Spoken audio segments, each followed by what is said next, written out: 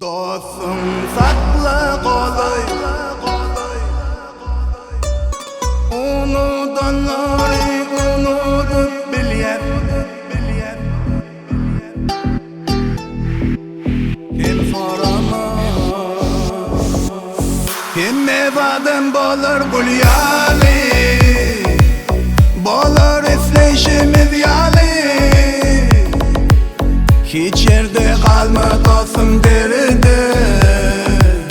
güldürmeli bir düşmanı.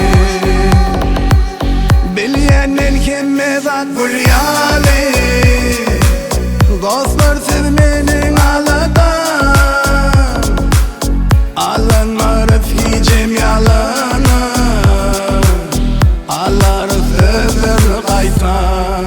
Dostum sakla kolay, düşmanın onunum has. Unutanları unutup bilyet, hiç tattan korkma. Kim soramaz, dostum sakla kolay, düşmanın onunum has. Unutanları unutup bilyet, hiç tattan korkma. Kim soramaz.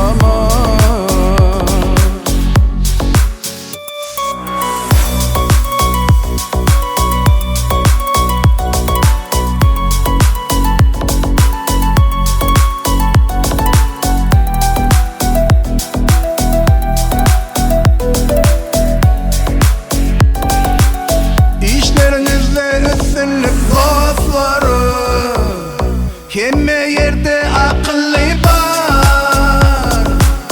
Canınız sağ olsun yaşlı, ula silah koyunmadan. Radnoylar kime zat gülyali, bar bizim somunu çilli. Yalan bolmasın aranızda, düşmanlıktan biz geçeli. Dostum sakla kolay, düşmanın onunum has. Hiç sada dostum hiç çalışma, hiç saktan korkma. Kim soramaz,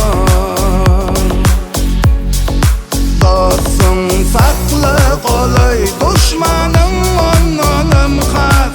Unutanları unutup bilyet, hiç saktan korkma. Kim soramaz, dostum sakla kolay, düşmanın